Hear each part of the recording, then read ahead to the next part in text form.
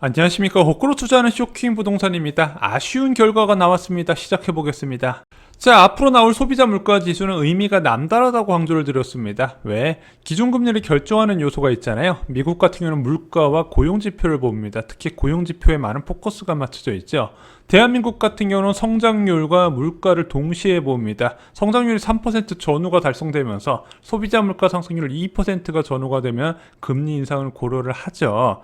자, 한국 경제가 강한 성장세를 현재 보이고 있고 저금리 부작용이 가속화되는 상황에서 물가의 상승 속도가 금리 인상 범위를 결정할 거예요. 그래서 앞으로 물가 지표가 나오는 거에 따라서 첫 인상 시점과 추가 인상 시점 그리고 정상금리의 수준까지도 모두 결정이 될 겁니다.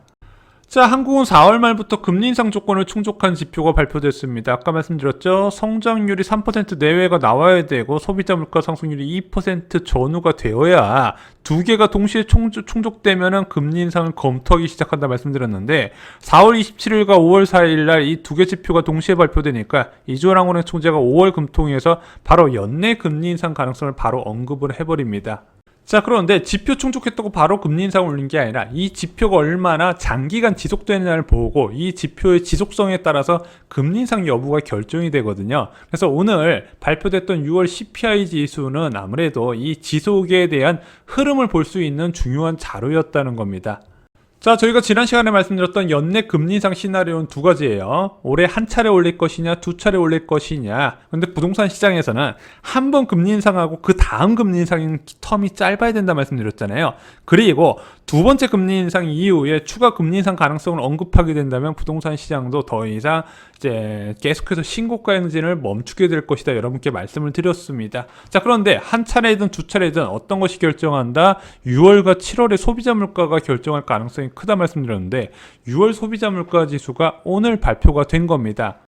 자, 정말로 궁금했었던 6월 소비자 물가 지수 전년 동월 대비 2.4%를 기록했습니다. 오늘 아침에 이런 기사 보셨죠? 2분기 소비자 물가가 9년 4개월 만에 최대 상승을 했다. 그리고 기재부에서도 일시적 인플레가 아니라 수요측 인플레 압력이 강화되어 있으면서 선제 대응할 상황이다 이렇게 언급을 했습니다. 자, 그래서 2분기 물가 상승의 압력 굉장히 크긴 하지만 개인적으로 굉장히 아쉽게 생각합니다. 자, 6월 소비자 물가 상승률 2.4%가요. 이게 과거의 추세로 보면은 낮은 편은 아니지만 시장 전망치보다 낮은 결과가 나왔어요. 시장에서는 한 2.5%에서 2.8% 될 줄 알았는데 그거보다 낮은 2.4%가 나타났네. 게다가 전년 동월 대비해서는 마이너스가 기록을 했습니다. 자, 왜 그런지 한번 살펴볼게요. 자, 좀 구체적으로 살펴보겠습니다. 자, 일단 소비자 물가 상승률 2.4% 상승에 가장 큰 영향을 준 요소는 공업제품으로 보여집니다. 자, 이 공업제품이 휘발유가 19.8%, 경유가 22.4% 상승하면서 상승을 이끌었어요. 자, 전체 천 중에서 가중치 333을 차지하는 공업제품에서 이 휘발유 가격과 경유 가격, 석유류 제품 가격이 비중이 적지가 않거든요. 얘네들 자체적으로 올라가는 것뿐만 아니라 전체 산업에 영향을 주는 가격이다 보니 일반적으로 소비자 물가 상승률이 높게 나타나는 시기는 유가 급등 시기와 거의 일맥상통한다 보시면 될 것 같습니다. 농축수산물도 10% 상승을 하면서 소비자 물가 상승률 2.4% 달성에 많은 영향을 줬습니다. 반면에 서비스 요금하고 전기, 수도, 가스 요금은 생각보다 낮게 나타나죠. 공공요금 하락이 상승을 억제하고 있다는 겁니다. 대표적으로 지금 전기 요금 인상 불발됐죠. 정부에서 지금 억누르고 있습니다. 자, 대한민국 소비자 물가에서 정부의 영향력이 작지가 않아요. 일반적으로 정부가 이 소비자 물가 품목 중에서 어느 정도 컨트롤할 수 있는 거를 관리 물가 품목이라고 하거든요. 이 관리 물가 품목이 다른 국가에 비해서 좀 높은 편이에요. 21.7%입니다. 근데 정부가 지금 물가 대응하겠다고 관리 물가를 꽉 억누르고 있는 상황이죠. 그러다 보니까 2.6% 정도 나왔어야 되는 소비자 물가 상승률이 좀 억제되지 않았나 개인적으로 이렇게 생각을 하고 있습니다. 자, 반면 그런 인플레이션율은 변화가 없었습니다. 월별 농산물 및 석유류 제외지수 동향 보면요. 전년 동월 대비 1.5% 상승으로 전월과 똑같았고요. 식료품 및 에너지 제외지수는 1.22로 전년 동월 대비 변화가 없었습니다. 자, 그러다 보니까 기재부에서 스탠스를 바꾼 거예요. 야, 근원 물가가 올라간다는 거는 실제 수요가 늘어나네. 안 그래도 공급층 인상 요인이 쌓여 있는데 수요가 늘어나면서 물가가 많이 올라갈 수도 있겠다. 기재부에서 비상을 건 것이죠. 자, 전월 대비는 왜 하락했을까요? 농축수산물에서 전월 대비 2% 하락을 하면서 전체 지수 하락을 이끌었습니다. 그래서 전월 대비로는 농축수산물이 하락을 주도했고 전년 동월 대비로는 관리 물가가 하락을 주도했다. 이렇게 보시면 될 것 같습니다. 자, 이번 소비자 물가 지수가 어떤 영향을 줄까요? 자, 드디어 6월 CPI가 발표됐습니다. 자, 그리고 금리 인상을 앞둔 시점이고 연내 금리 인상 한 차례, 두 차례냐 아니면은 3분기냐 4분기냐 의견이 분분한데 좀 애매한 결과가 나왔다고 봐요. 자, 저희 쇼킹부동산 가족분들은 일반적으로 연내 두 차례 금리 인상은 해야 될 거라고 생각하는데 지금 연내 두 차례 인상을 하기엔 조금 애매한 결과가 나왔다는 거죠. 자, 보면은 소비자 물가 상승률을 볼게요. 2.3%, 2.6% 그리고 2.4%잖아요. 자, 그리고 7월에 금통위가 있습니다. 금통위원 볼 때는 이게 만약에 한 2.6이 나오든가 2.7 정도가 나오면은 아, 이거 물가 불안이 심하겠다. 그래서 물가 불안단에서 금리 인상을 앞당길 수가 있는데 지금 2.6에서 2.4로 떨어지네. 그리고 지금 한국은행에서 하반기에는 2% 전후로 안정될 거다 봤기 때문에 이 추세주면 하반기 안정될 수 있을 것 같은데 이렇게 좀 긍정적으로 생각할 수 있는 부분이죠. 그래서 제가 제목에 아쉽다고 말씀을 드린 겁니다.